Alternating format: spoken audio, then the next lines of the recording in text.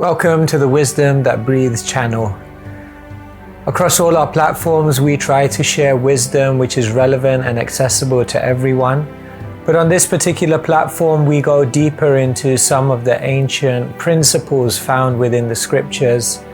If you find some of the terminology difficult or inaccessible, then go over to our Keshava Swami YouTube channel where you'll be able to find other content which is perhaps more relatable. Thank you and enjoy the wisdom that breathes. Krishna everyone. So very happy. Thank you so much for coming. So we can be a little bit open. I don't know if anyone has anything specific you'd like to discuss, or if there are any questions that you want to ask, or would you like me to speak first? I knew you were going to say that. Bhaktivinoda Thakur, okay, let's do that. So, in our movement, there are many gurus, and amongst many gurus, some will be acharyas. A guru makes disciples, but an acharya is so powerful that he makes many disciples who themselves become gurus and who even also may become acharyas. And therefore, acharyas are very special. A guru, he teaches in his generation, but an acharya is so powerful that his teachings will not just be accepted in that generation, but for many generations. A guru, he will protect his disciples, but an acharya is so powerful that they can protect the whole sampradaya. And therefore, every acharya is a guru, but not every guru is an acharya. Therefore, in our parampara, there are many illustrious personalities, but some of them are outlined to be acharyas because they made a special contribution. A contribution that will remain for many generations to come. And every acharya has a speciality. Srila Prabhupada's speciality is outlined in his pranam mantra, Paschatya Desha Tarine. That Srila Prabhupada's special potency was that he was delivering the Western world. That no other acharya had done. That was Srila Prabhupada's special contribution. Bhaktisiddhanta Saraswati Thakur, his special contribution, his special quality was Apasiddhanta Dvanta Harine, that he was removing all the deviant philosophies and all impersonalism, all other ideologies which are opposed to bhakti.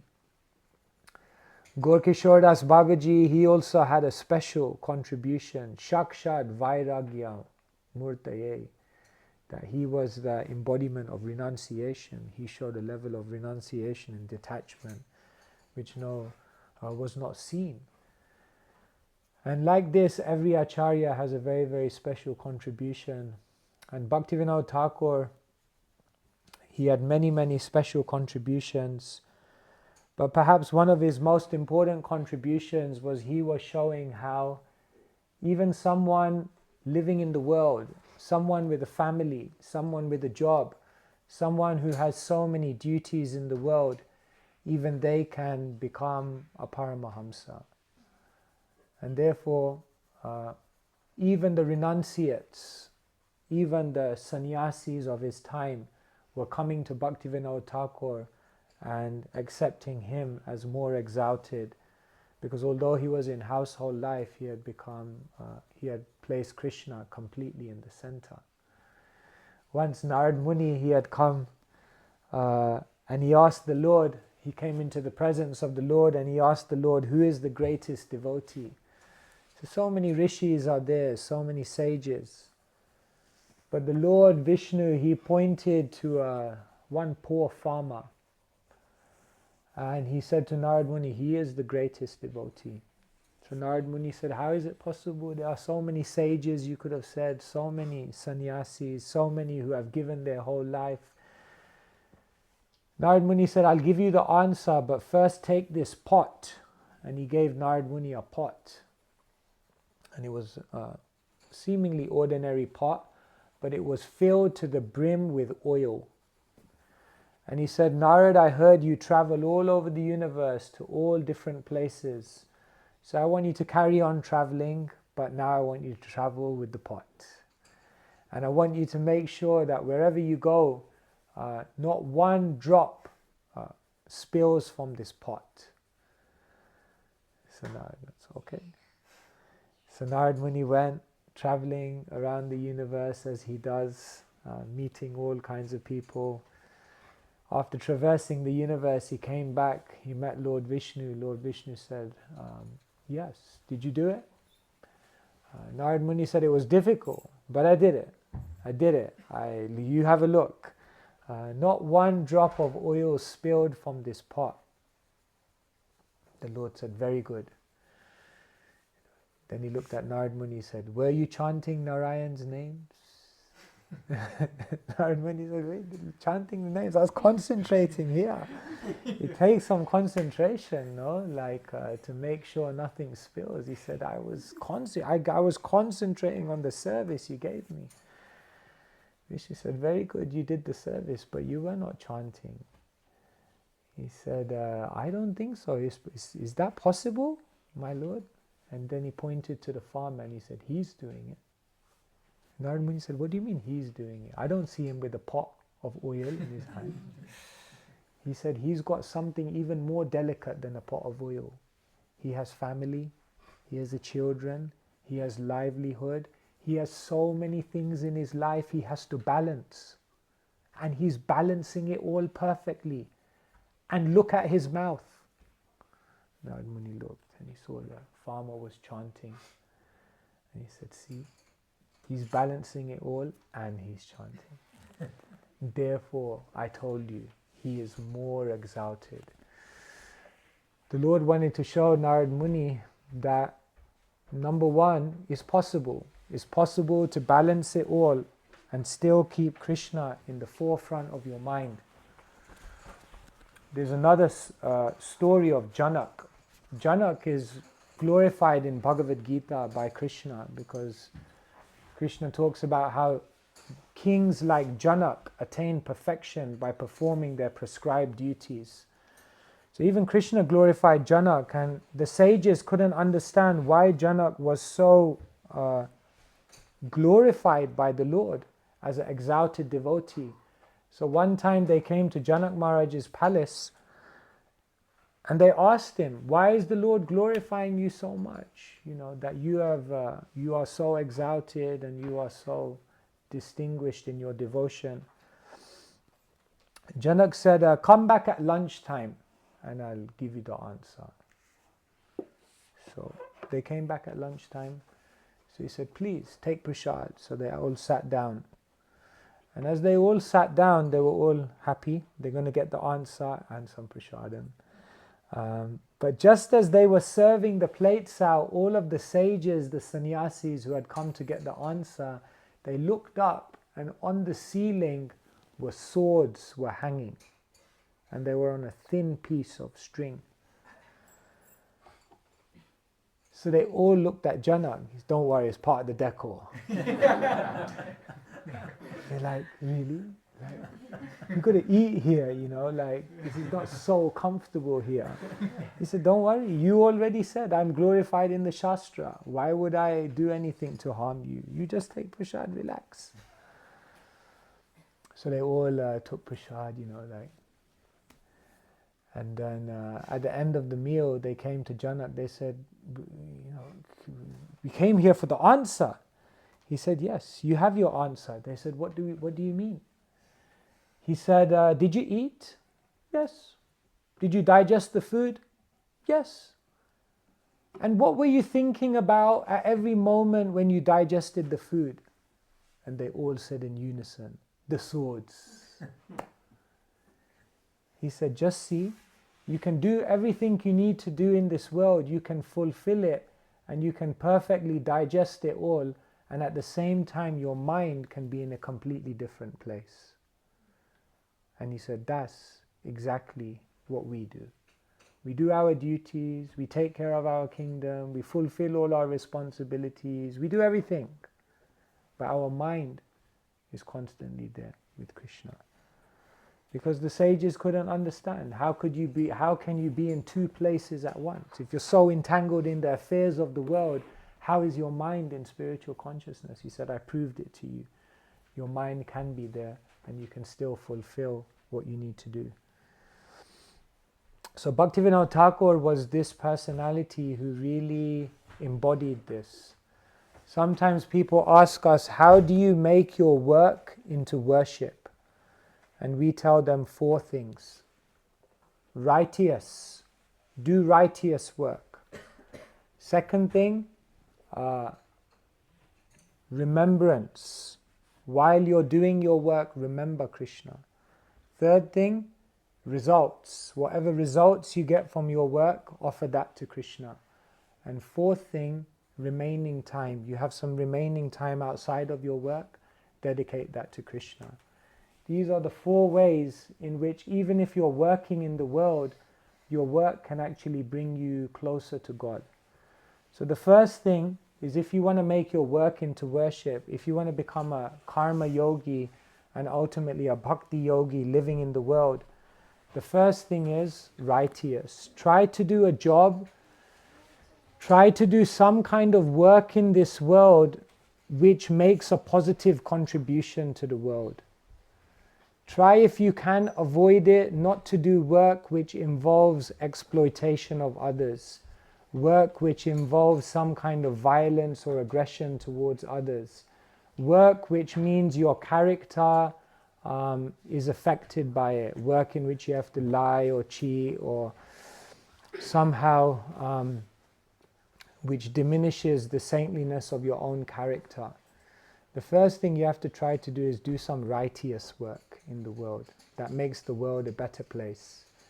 Now, it's not always easy, because here we are in the world, we work for companies, companies are exploiting. Where do you find righteous work in this world? But as much as possible, try to do a job which doesn't bring your character down. So what job was Bhaktivinoda Thakur doing? As a judge.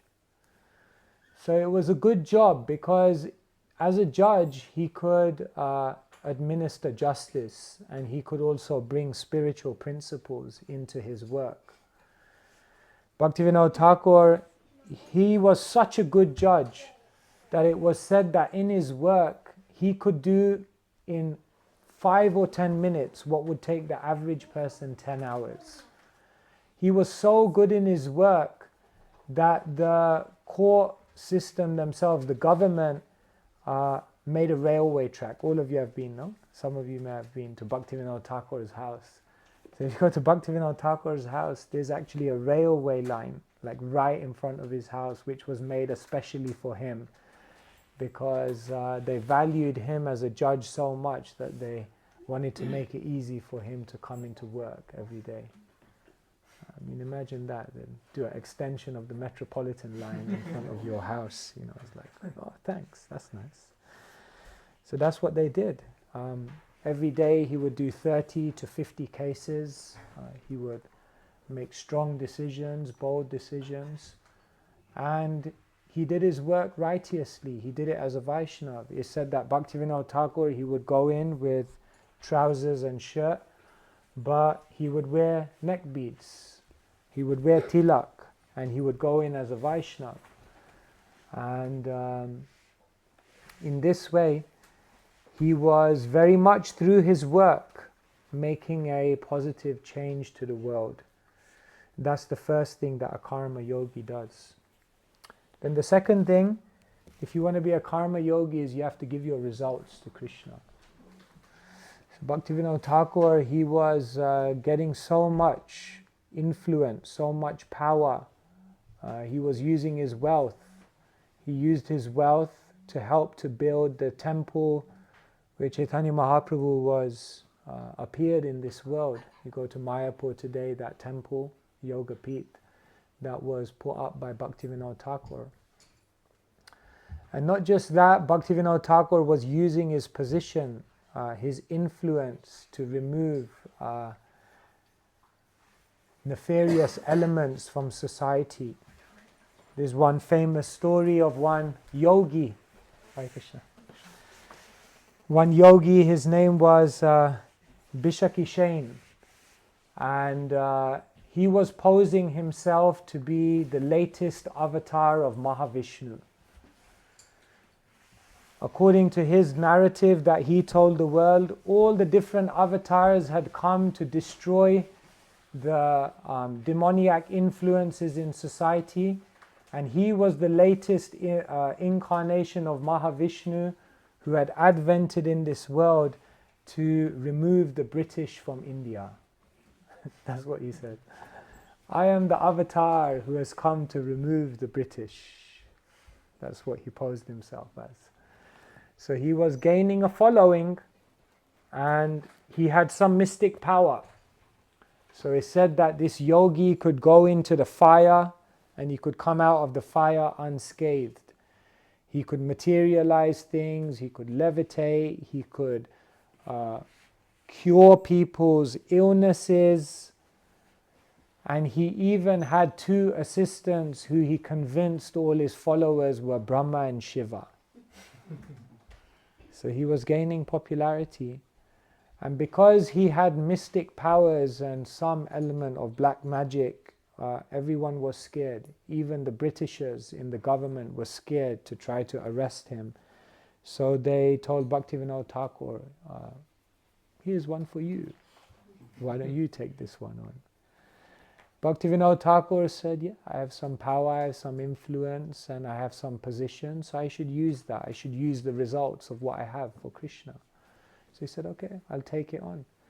And he went into the forest where this yogi claiming to be Vishnu was residing, and he confronted him. And he said, why are you misleading the people? Why are you posing yourself as God? No one can become God. God is God, and we're all servants of God.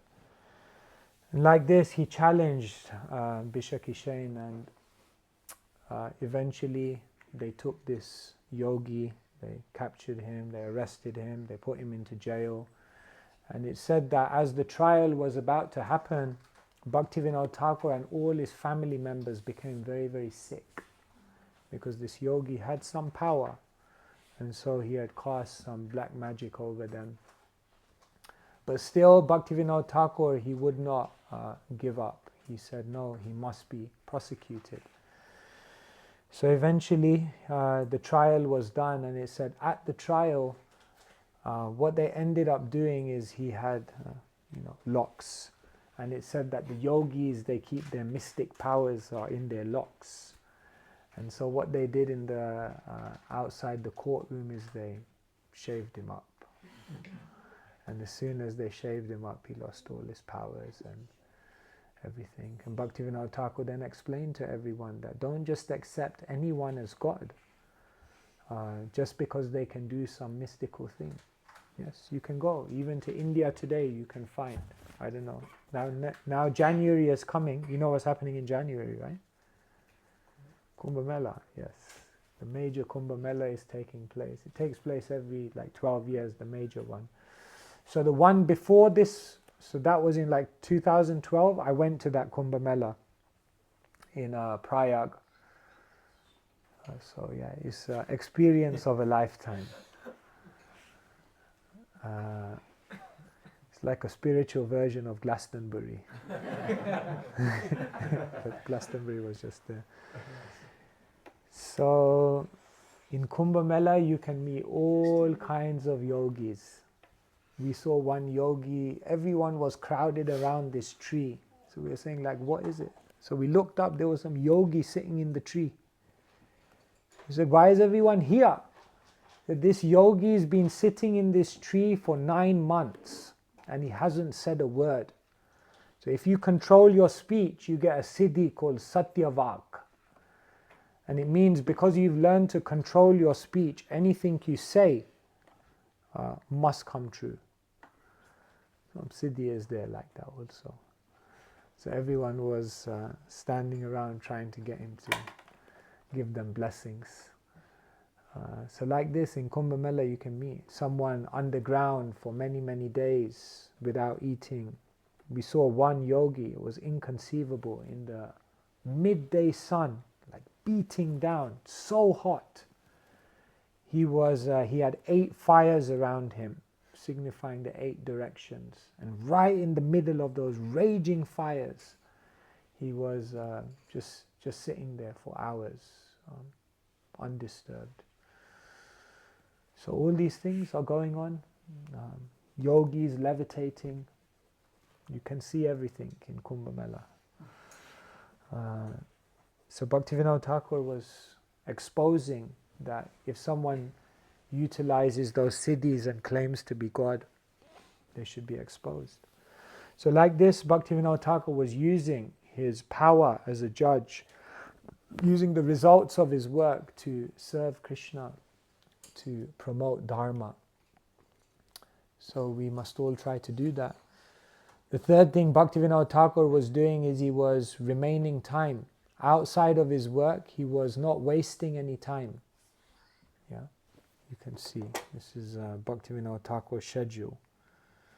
All of you must be familiar, to some extent, with Bhaktivinoda Thakur's schedule. What's the time now? 25 past 7? 7:25? Yeah. Okay. So at 7:30 p.m. in the evening, 5 minutes from now, Bhaktivinoda Thakur would go to bed.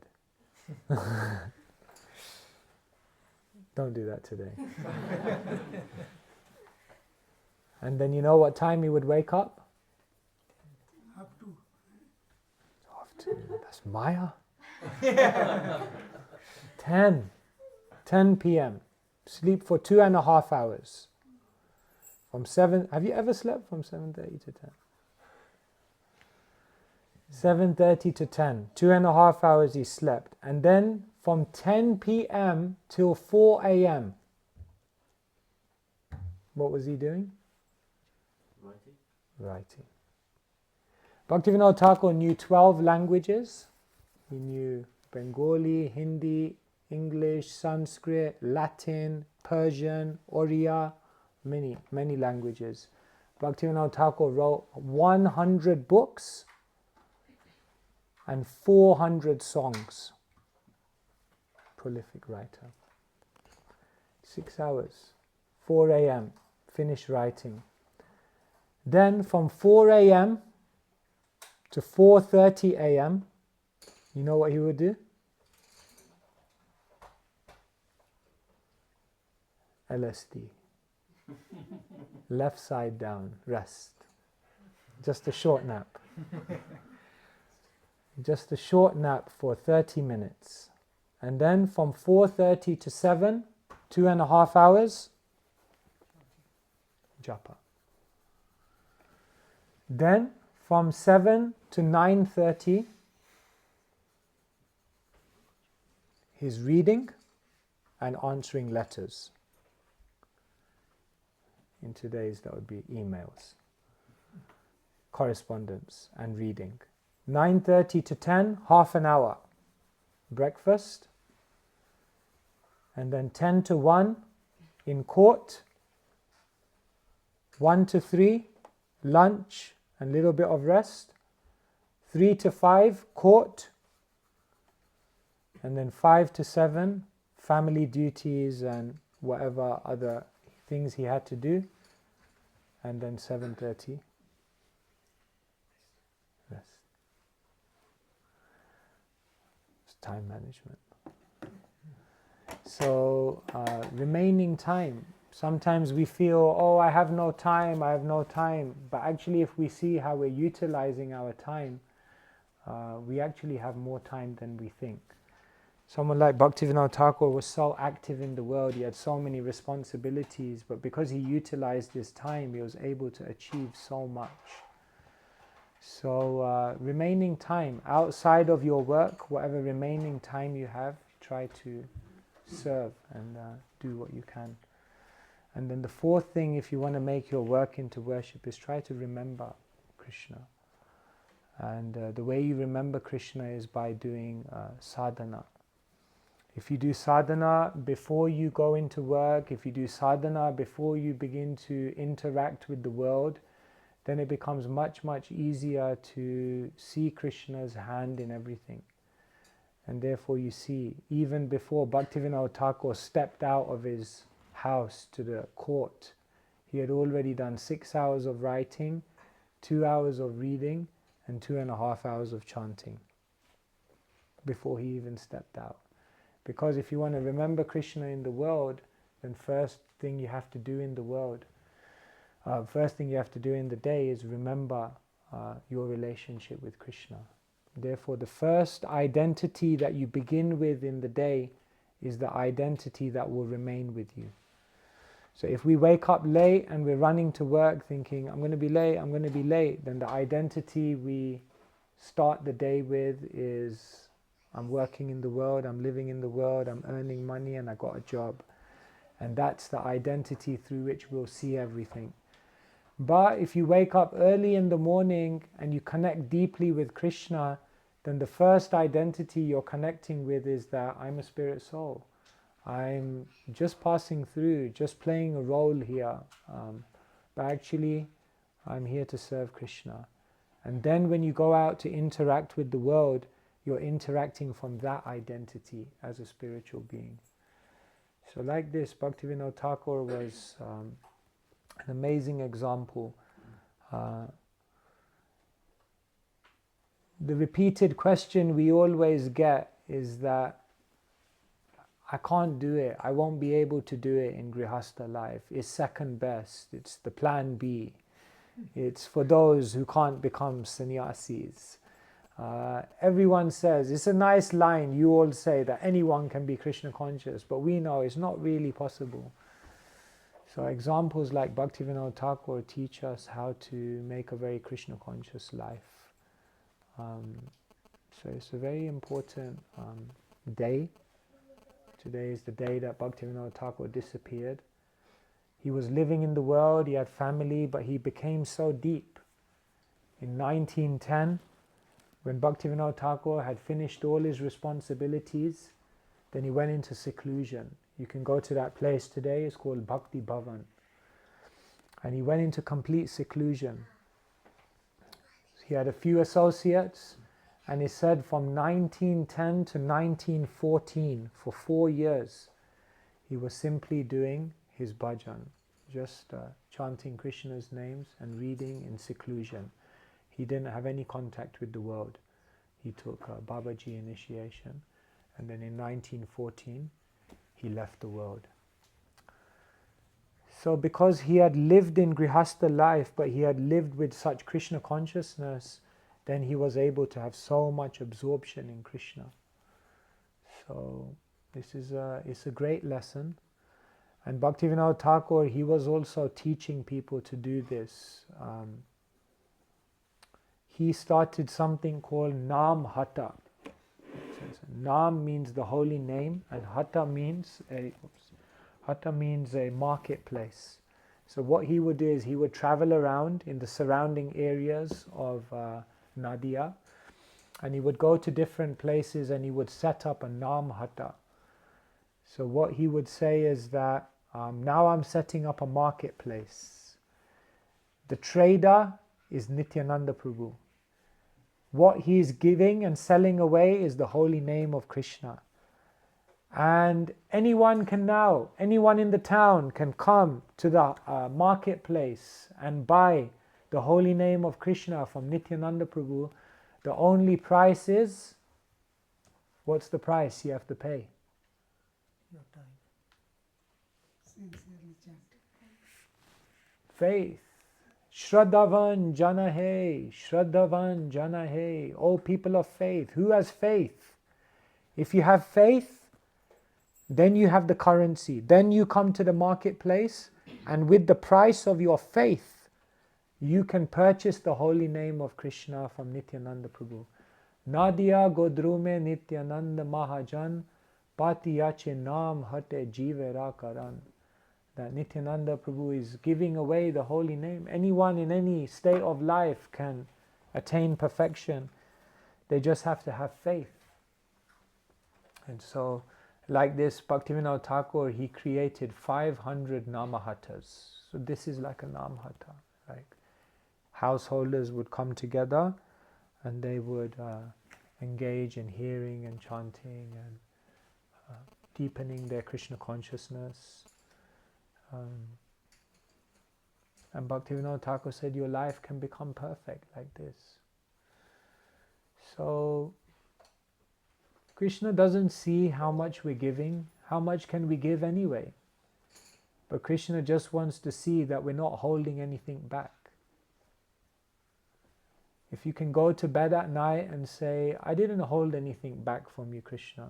I have my duties, I have my responsibilities, I have so many things I have to do. I tried to attend to all of those things, and whatever else I had, I gave it to you. You may feel I'm not giving much, but if you're not holding anything back, you are the biggest giver, because Krishna has everything anyway. And so like this, Bhaktivinoda Thakur teaches us that as a householder, you can make it. You don't need to renounce. It's not that the sannyasis or the brahmacharis or those who have given up everything are higher. One who doesn't hold anything back, they are the highest. Hare Krishna. So that was something on Bhaktivinoda Thakur. Anyone have any questions or anything I said that you'd like to know more about? Or you can also challenge me and say, sounds good, but.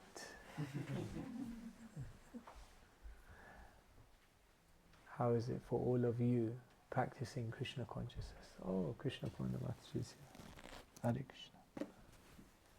Krishna Purnamataji ki.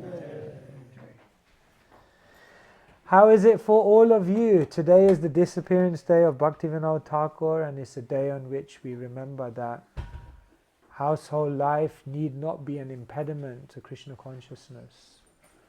But I'm sure some of you are maybe feeling it to be an impediment, isn't it? What are there any impediments? What's hard? What are the obstacles? No obstacles? Wow. I think example you gave about Narad or focusing on a lot of things happening, your mind is somewhere else. I know it's difficult, but that's the challenge I get. Want to do it, but you'll stretch everywhere. Work and think and Yeah. how do I cope up with that? So I think that's the Definitely. challenge. The danger of living in the world is that because you're engaging with the material energy, life becomes very, very complex very, very quickly. The best grihastas, what they're able to do is create a level of simplicity in their life. Now, some complexities come that you're not in control of. There may be family things, health things, financial things, relationship things that you can't control. But there are many things in your grihasta life that you can control. And if you're able to create more simplicity, then what will happen is you will also create more headspace. So somehow or other, we have to try to create a lifestyle in which there's the least amount of complexity. Because it's those complexities that begin to hijack our consciousness.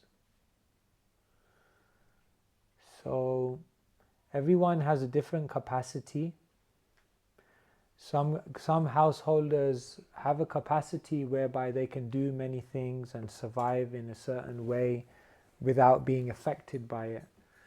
But the moment that we find that the complexity of our life is affecting our ability to focus, then we need to understand that it's maybe time to simplify things. How you do that and in what way, that you have to think about. But otherwise what happens is life will pass you by, and you may survive in the world and meet all your material demands, but at the end of it you might find that you never found that much absorption in Krishna. And then later on in life to get absorbed in Krishna is possible, but it's harder. Therefore we have to begin now. And so those things that are in your control, try to keep it more simple. That may give you more headspace.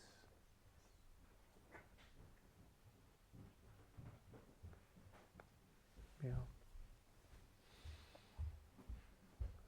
It's easier said than done. No, it makes sense. I think simplicity, that's true. Just sometimes you have to make hard decisions. You see, like if parents want their children to have a good education, then they're willing to sometimes relocate halfway across the world and turn their life upside down because it's important for them that my child has a good education. In other words, if you look at most people, to establish themselves materially, they took a lot of risks. I mean, so many. My parents, they came from India. They came here with nothing. They took a risk, big sacrifice to establish themselves materially. Now we have to ask ourselves, what sacrifice, what risk am I taking to establish myself spiritually?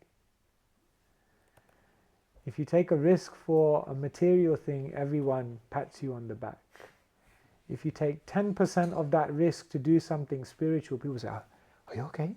Are you sure? Are you really sure you want to do this? Like, what if it, isn't it? So Krishna, remember, it has a price. Shraddhavan jana hai, Shraddhavan jana hai. You have to have faith. Shraddha shabde vishvash ko hai, sudrida nishchoy, Krishna bhakti koile sarva karma krita hoy. What's the definition of Shraddha given by Kaviraj Goswami? Vishvash. Shraddha means the Vishvas. In Gujarati even we say Vishva. It means a strong conviction that Krishna bhakti koile, if I prioritize my Krishna bhakti, sarva karma krita hoy, then all my duties, all my other things will fall into place and will be fulfilled. If you give to Krishna, if you prioritize Krishna, if you give Krishna the first choice in decision making and the first place in your heart, Krishna will never let you down. That faith must be there. So, even I was at Soho some months ago and one devotee was telling me, he said he had just come to the country, he had a job but then he lost the job. And so he was looking for a job, and you know what it's like if you don't have if you don't get a job within a certain amount of time, you have to go back. So he was looking for a job, and then he came and then to the temple, and the temple were doing some fundraising. This was not in London, somewhere else, for a new temple, and they needed some emergency money. So he just came in front of Krishna. He said, "Now I will give you, but I don't have anything." So he said, "Here is Krishna. I'm signing on the dotted line. I will donate whatever it was, $20,000 or something. But I don't have it. So you have to give it. I have faith in it." So he had no job, no income, nothing.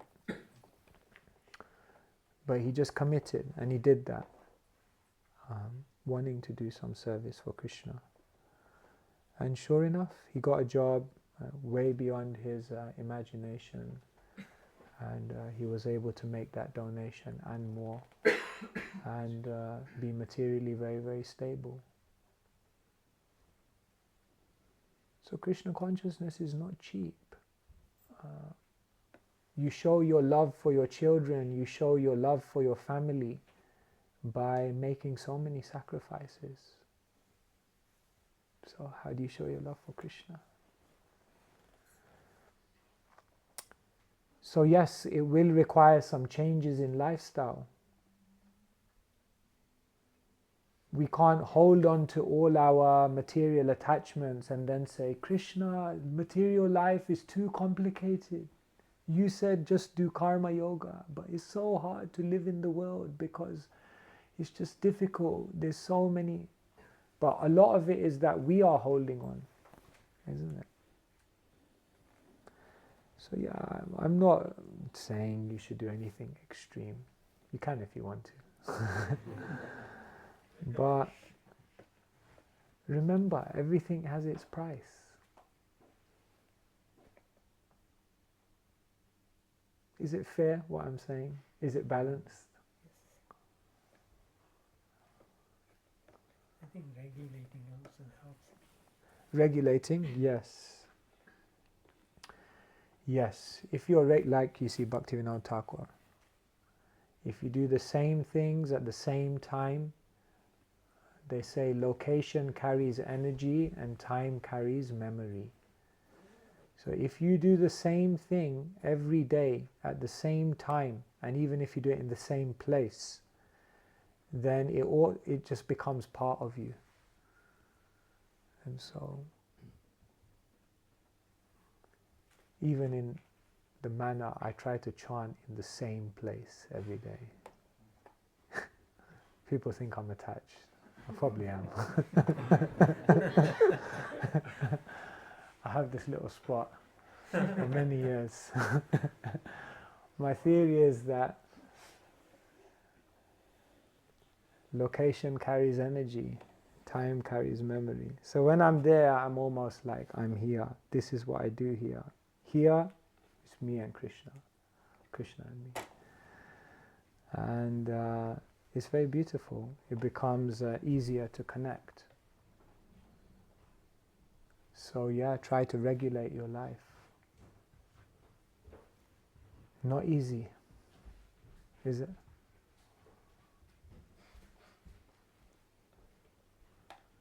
Yeah.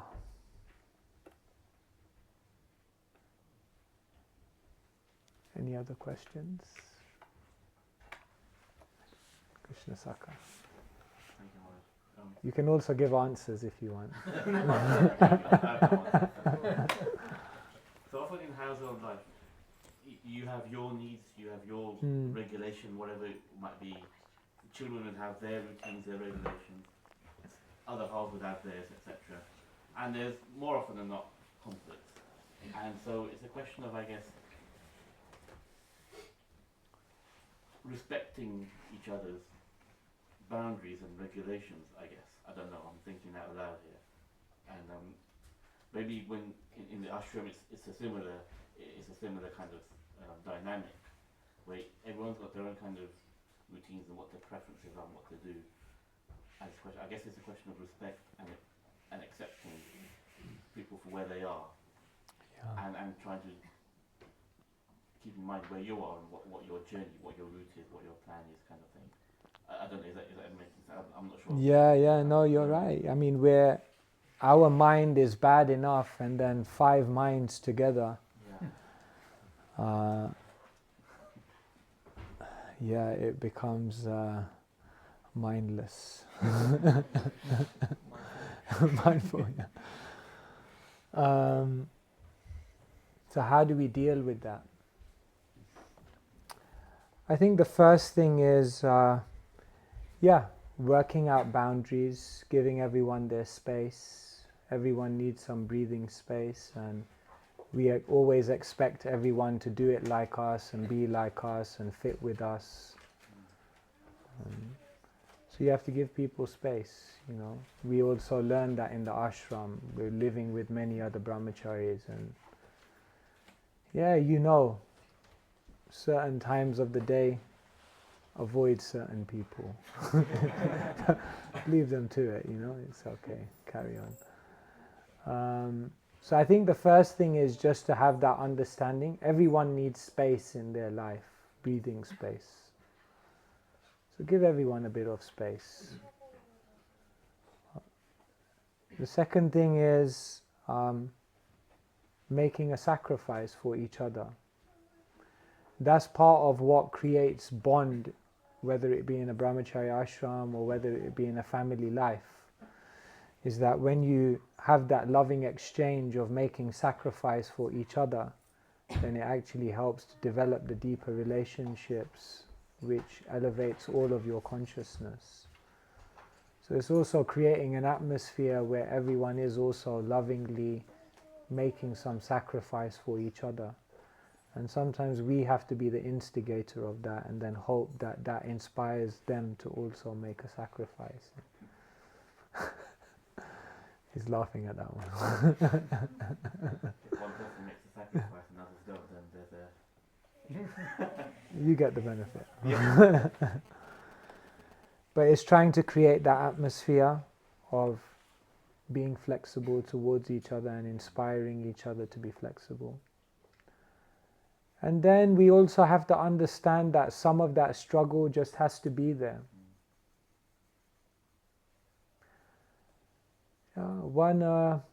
One person came to Socrates, he said, "Should I get married?" Socrates said, "Definitely." He said, "Wow, you said that with such conviction." He said, "Why?" He said, "If your marriage is good, then you'll be very, very happy. And if your marriage isn't, don't worry, you'll become a philosopher like me." You have to understand that also the struggle that we go through is also part of the ashram. Every ashram has a certain amount of struggle. And that struggle is necessary because we grow from that, we become realized from that, we become selfless from that.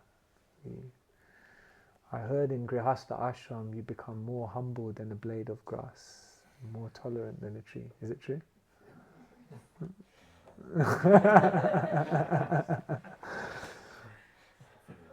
In the brahmacharya ashram we have like a Grihastha therapy bed. So it's where all the... you've never been, you can come sometime if you need to vent. So we have a spot where our Prabhus can just come and relax and tell us what's going on. So it's very good for them because they get someone to speak to, and it's very good for us because it inspires us to carry on. So it's a win-win. A win-win situation. If any of the Prabhus would like free consultation, Grihastha therapy bed, let me know. We'll book you in for an appointment. So that struggle is needed. After some time, you also need to step away from householder life. That time will come in your life. And some of the struggles that you go through and the realizations and the limitations you feel will help you to realize that yes, at one point I do need to. Once I've done my duties, then I do need to walk away and I need to focus. So remember also that as Grihasthas, that time will also come, an important time, and that will also be part of your spiritual evolution. So yes, there's a certain amount of struggle now, but it's not the end of the story. It's just one chapter you're living right now. Make it a happy chapter as much as possible, and then realize the next chapter will come. Kids grow up, they do their own thing, stand up on their feet, and then Panchasurdvam Vanam Brajet, go to the forest.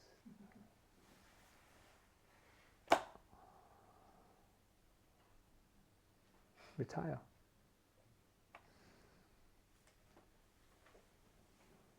To think of Krishna at the time of leaving the world is not a joke. Serious business. Recently I was a little sick and it was so difficult to remember Krishna. Krishna, I'm not there. Can't take shelter. So it requires some substance. And that substance comes from absorption. So yeah, it's, as they say, as the football commentators used to say, it's a game of two halves. You're still in the first half now, 43 minutes. It's just before half time for you still. Yeah, it's 43. So the whistle will blow, half time. And then the countdown humps. You might get extra time.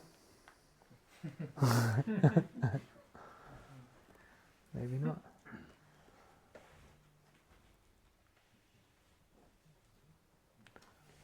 Yeah, sorry, I can't. I'm not so practical. I just give very theological answers. Because the relationships in the ashram that Yeah, that's also, yeah. Kind of like, I find like maybe the roles today of people are different to when Bhaktivinoda Thakur. I don't know the family dynamic. You mean gender roles and just role, yeah. And he had 10 children, right? So, was it 10 children, yeah. Yeah. We struggled with like 2. Yeah. I still do not have time. That's right. It's amazing to think, isn't it?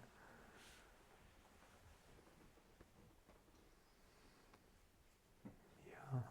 I guess, I mean, in India, the culture, there's extended family and there's community and there's other ways, you know. And there's a certain simplicity as well. We make our lives complicated, isn't it? They say we're the prison maker, we're the prisoner, and we're the prison guard. We make the prison, then we live in the prison, but we can also free ourselves from that prison as well.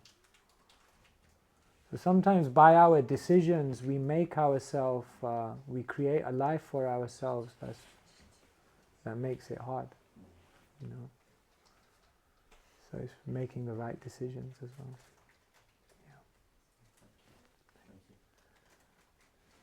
Yeah.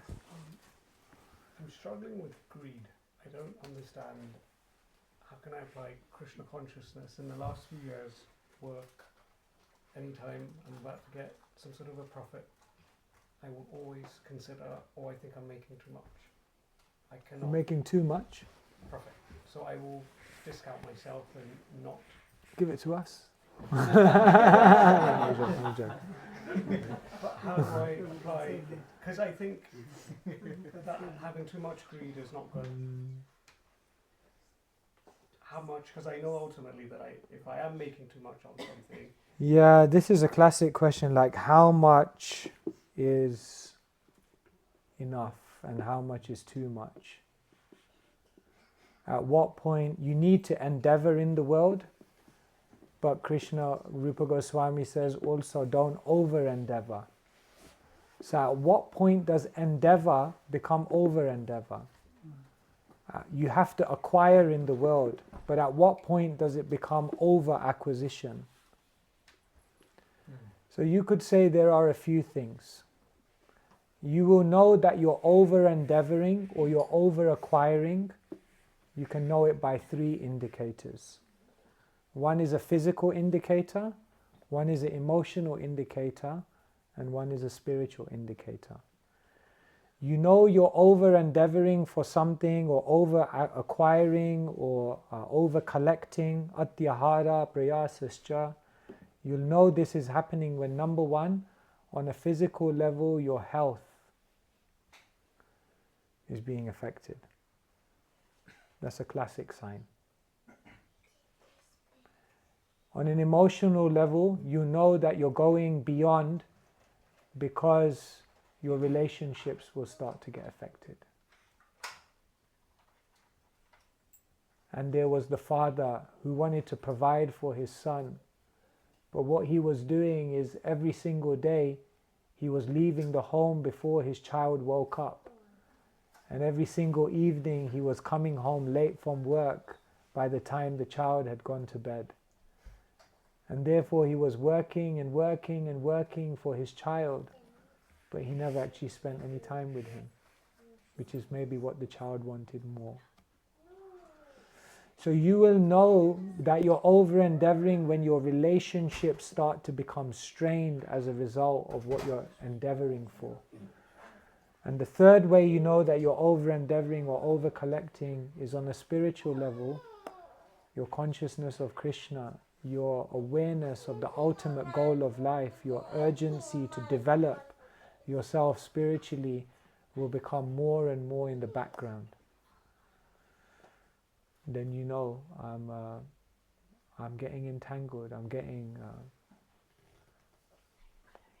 lost in the matrix. So those are like classic signs that you know, like, okay, it's going too much.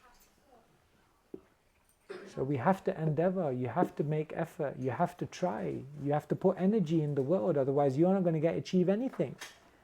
But at one point you have to know what's the cut-off point where you say, it's like if you're a shopkeeper. Customers may come and come and come.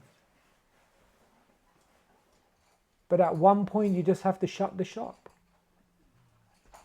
No, but there are customers. There'll always be customers. But you've got to shut the shop. Even the Patel corner shop has to stop at some time. Otherwise, what profiteth a man who gains the whole world but loses his soul? There's the story of the king who said, I'll give my subjects however much land they want. And the agreement was, I give you 1 minute. And however far you can run into the kingdom and come back on time, within 1 minute, that much land you get. So the first guy ran for 30 seconds, he looked at his watch and he thought, I need 30 seconds to get back. So he came back, made it just in time. King said, all that land is yours. The second guy ran, he saw 30 seconds, he thought, let me push it a bit more. So he went 35 seconds. I got to get back in 25. He ran for his life and he made it back. He said, I got all that extra land. The third guy ran, he saw 30, 35, he goes, let me push it more. He pushed it to 40 seconds. He ran farther than any of them. And then after, he said, I got to get back in 20 seconds. He ran like his life depended on it. And you know what? He made it back. But then he had a heart attack.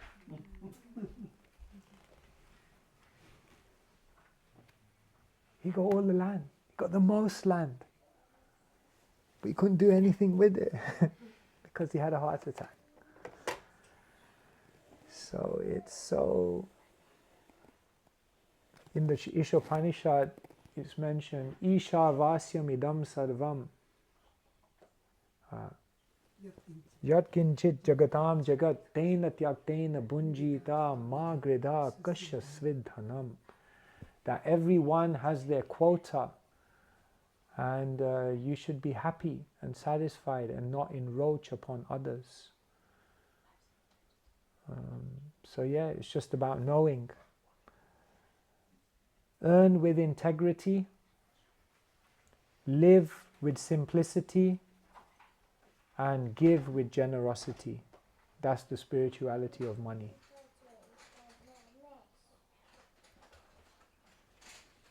Some thoughts. Does it help? No. It does. So 3 things to make sure, until only then you can not really worry about what the profit could be.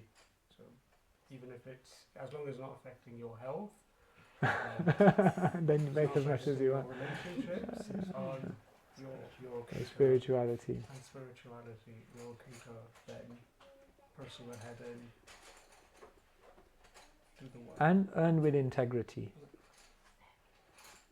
Don't earn money in such a way that your character is compromised. And then spend with generosity. Then also, as much as you make, you should also give. If you do that, we wish you the best. By all means, become a millionaire. Hare Krishna Maharaj, I was appreciating this point you were sharing about balance and trust. And I was just thinking how sometimes we may be trying to find that balance, but to find that balance we're still thinking within our own little world. And that balance may require, it may require actually a bigger change. So sometimes Krishna can intervene and help us really find that balance. But it may require the bigger shifts, it may require decluttering or readjusting in our lives. And that can be quite uncomfortable, and it gives it some kind of discomfort, but it also requires trust.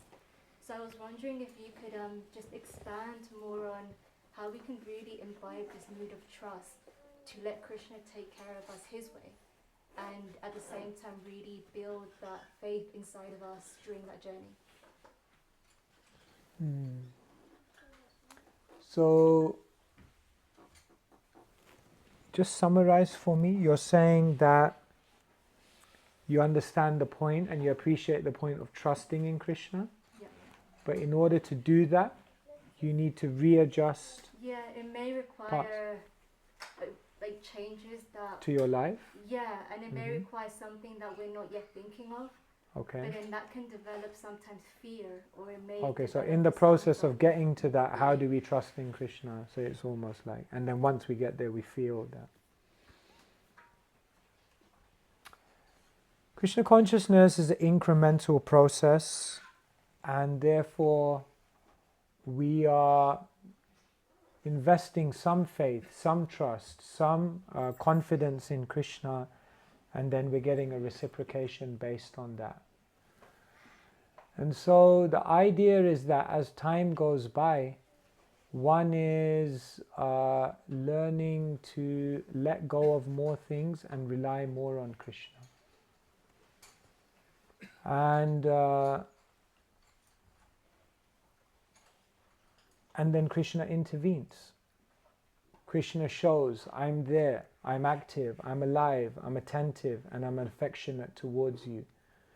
And when we let go, even in small things, and then we perceive that yes, Krishna came, Krishna appeared, Krishna was there, then the next time we're confronted, we have the ability to depend more on Krishna. What often happens is that we may get an experience of Krishna, feel Krishna, and we feel very fortunate for that, but then we again go back into comfort mode and think, okay, but now that was good, he did it then, but anyway, I don't want to test it again. That was good, I cherish the memory. But what we're actually meant to do in our lives is develop momentum. So when you get one good experience, Krishna is there, Krishna is helping you, brilliant. Take it, now do something more. And when you do more, Krishna will come more. And when Krishna comes more and you take it and you do more, this is how Krishna consciousness develops. This is like a plane on a runway which is developing momentum, which then eventually, vroom, takes off. But what happens is we rely on Krishna a little bit, Krishna appears in our life, we get the mercy, but then we have this tendency to always again go back into comfort zone. So that's why actually you see, even in a material way, the most successful people in the world are like relentless. They're just like, success is like, it means nothing to them. It's like, it doesn't matter, I was successful, tomorrow I've got to do better. They never rest. They're never happy. They're never like, okay, I've done enough, I need to. They just keep going more and more and more. So there's a spiritual version of that where the devotee is constantly thinking, it's not enough, I need to do more. It's not. Everyone is glorifying me. You're so no. It's nothing. We're just getting started here. There's so much more to do. And that's how you really develop a dynamic spiritual life in which you really begin to experience Krishna. Because Krishna doesn't force himself into your life. Krishna will only appear in your life if you really want him to be there. And that means you have to show him that you want to be there. Did this answer? So it requires taking that risk for Krishna. Take a risk and then keep building it. Keep building it. Like Prabhupada just never rested. It wasn't like he could have opened one temple and said, I preached in the English world, done. But he didn't. He opened 108. He traveled till the last moment. Prabhupada could have translated one book and he said, I did it. I translated one book into English, but he didn't. He was translating till the very final breath. Prabhupada could have made one disciple and he could have said, yeah, I did it. I preached. I made one disciple. No, he didn't. He just constantly traveled and kept reaching out. So there's this certain, going back to God, it's not a joke, you know, it's real, it's a real serious business. But it's not as it's alien to us, and that's how I started today. Because everyone in this room has made incredible sacrifices. You've taken incredible risks. Everyone's done it. But now are we ready to do it for Krishna? That's the question. Like sometimes people ask me, how do you become determined? How do you become determined? And I'm looking at this person, I'm like, you've got a master's degree. You raised 3 children. You're like the highest ranked position in your firm. And all of this you began by coming from India with nothing. And I'm like looking at this person and you're asking me, how do you become determined? I'm like, you know how you could have done it, what you're doing if you weren't determined. You know better than me. But are you ready to do it for Krishna? That's the question. Yeah, so, but bit by bit. So it doesn't feel like too much, like bit by bit.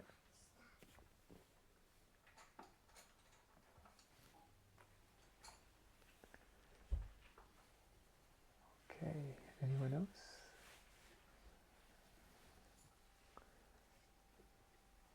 Okay, should we do some kirtan or finish? Or?